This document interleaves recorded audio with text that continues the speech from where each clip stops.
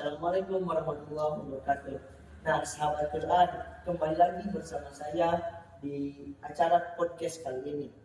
Nah, saya di sini sudah mengundang dua narasumber yang sangat hebat dalam membicarakan apa yang akan kita bahas kali ini.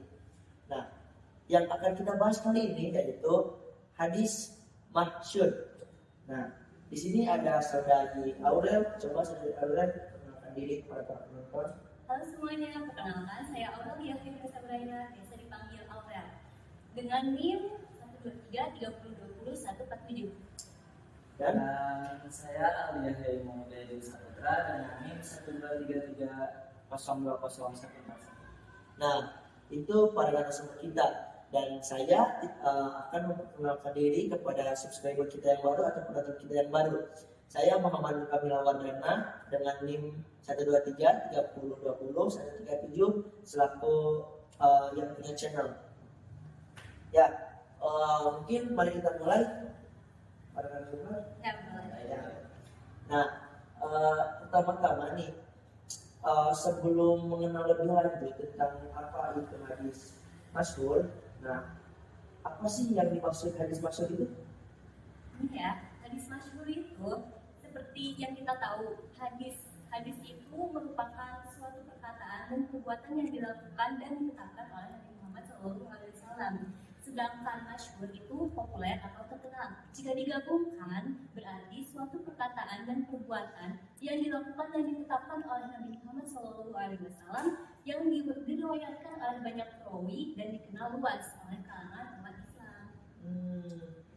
Menarik sekali ya dibahas. Ya. Nah, mungkin setelah tahu apa itu hadis masyhur, dan mungkin saudara Aurel, apa sih karakteristik dari hadis masyhur ini?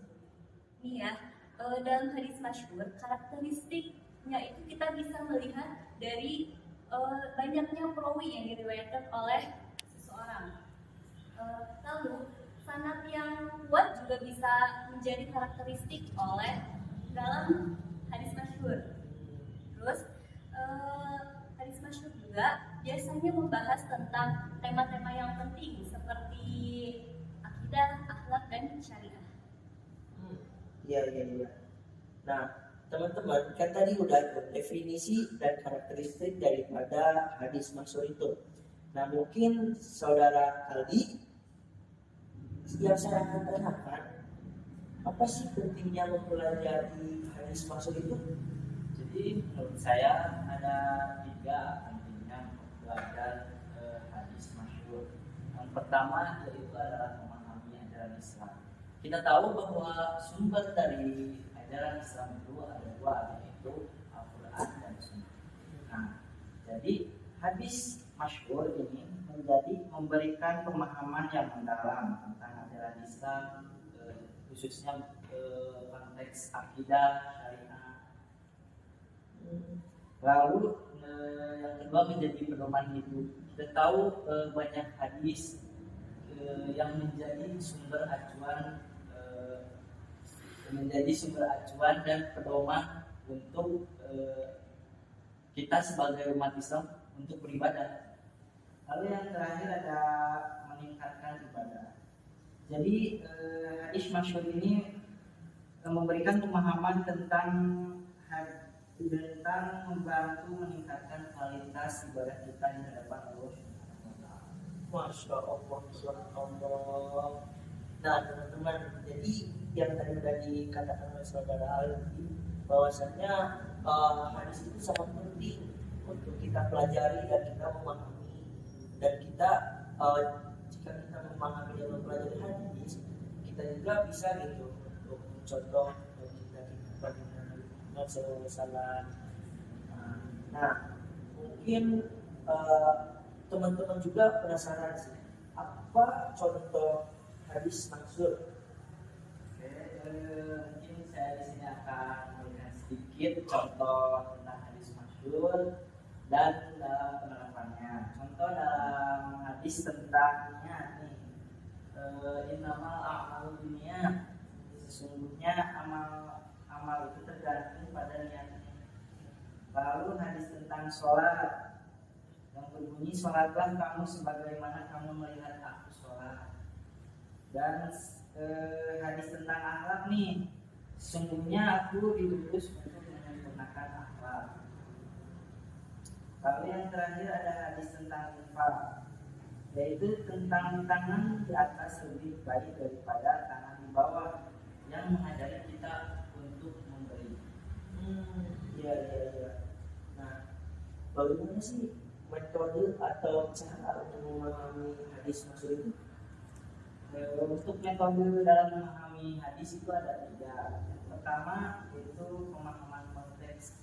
Jadi kita harus memahami terlebih dahulu latar belakang dan konteks sosio-historis hadis masyhur untuk mendapatkan makna yang lebih kompleks. Lalu kaidah periwayatan, yaitu mempelajari kaidah-kaidah periwayatan hadis untuk menilai validitas dan kekuatan sanad hadis masyhur. Jadi untuk hadis yang dicap masyhur itu pasti jelas periwayatannya. Lalu yang terakhir ada analisis tekstual, yaitu melakukan analisis terhadap teks hadis masyhur untuk memahami maksud, hikmah, dan implikasinya. Jadi untuk melengkapi metode memahami hadis ini harus mempelajari tekstualnya, yaitu teks bahasa Arab, harus dipahami.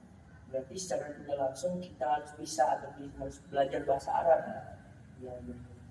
Nah, mungkin pertanyaan terakhir ya, bagaimana sih cara kita untuk mengimplementasikan atau menerapkan hadis maksud? Jadi untuk mengimplementasikan hadis masyhur ini, yaitu di dalam ibadah, yaitu menerapkan hadis masyhur dalam praktik ibadah sehari-hari seperti sholat, puasa, dan zakat. Lalu dalam akhlak, menjadikan hadis masyhur sebagai pedoman dalam membentuk akhlak mulia seperti kejujuran, keadilan, dan rasa bersyukur. Lalu dalam kehidupan sosial, mengamalkan hadis masyhur dalam berinteraksi dan bermuamalah dengan orang lain. Jadi begitu pemirsa, teman-teman yang dirahmati Allah SWT, sahabat Quran yang setia dalam channel ini. Jadi pada kesimpulannya secara garis besar, hadis maksud itu hadis yang populer dan memiliki kedudukan tinggi di dalam ajaran Islam, mungkin setelah Al-Quran ya. Nah, setelah Al-Quran, karena tadi yang sudah dikatakan oleh dua narasumber kita, hadis maksud ini memberikan petunjuk yang jelas dan penting bagi kehidupan umat Islam. Nah, mempelajari, memahami, dan mengamalkan hadis maksud ini mungkin akan mendapat ganjaran lebih baik ya. Nah, terus kita juga bisa mencontoh sikap perilaku apapun yang Nabi Muhammad SAW lakukan, kita dapat mencontohnya melalui perantara hadis maksud ini. Nah, pemirsa, mungkin sekian saja dari kami. Mungkin selebihnya mohon maaf apabila ada kekurangan, karena kekurangan berasal dari kami dan kebenaran berasal dari Allah Subhanahu wa taala.